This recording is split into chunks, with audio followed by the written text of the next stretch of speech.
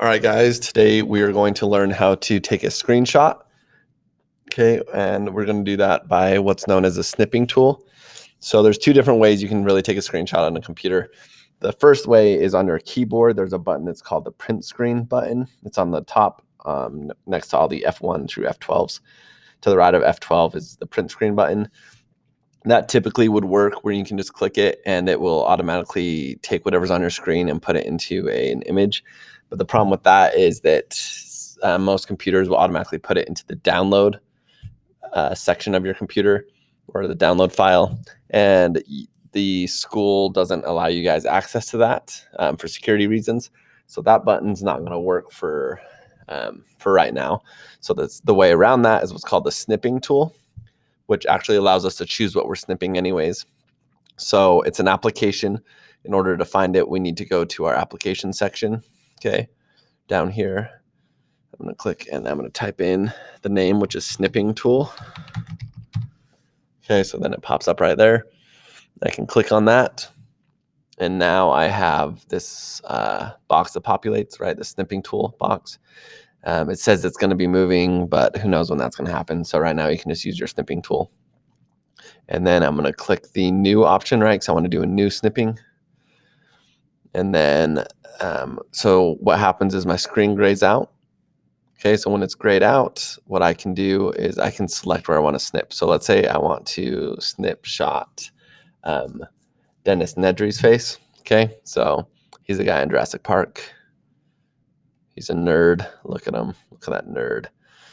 Okay, so I'm going to highlight what I want. So anything that turns the color is what's going to turn into the screenshot. So if I just want his face, right, I would just highlight only his face. Okay, and then it automatically takes it. Look at that, identical.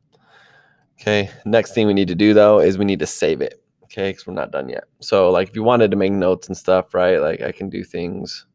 I want to give him some funny eyebrows or something. That didn't work as well as it was supposed to. It was trying to make a surprised face. Just pretend that it's him being surprised. Okay, right, so I can make changes to that if I want. But usually you guys won't need to do that. But I need to save it now. Okay, so I'm going to go File and Save As. When you're saving a document or anything for the first time, you should always do File, Save As so that you can choose where you're putting it. Okay, so I click File, Save As. I need to go and find where my student drive is, right? So under this PC, click on this PC, go down, find my student drive. And then I'm going to find the name of the class, right? Which in this case is boss. So I'm going to double click on that. So now I'm in my boss folder. And then we're in Excel first. So we'll just save it in Excel, or you can create a new folder for the purpose of this assignment if you would like. Okay, but I'm going to go in Excel. Okay, so then now when I save this, it'll save as whatever I title it, right? So Dennis Nedry. And then I can choose what type of file, right? We can kind of go that into more in depth into that later, but you can choose what type of file you want. And then I would just hit save. Okay, so then his face is now saved on my computer. So I can close that out, right? And now when I go to my boss folder, and it's in Excel, I now have Dennis Nedry's face saved as a PNG file.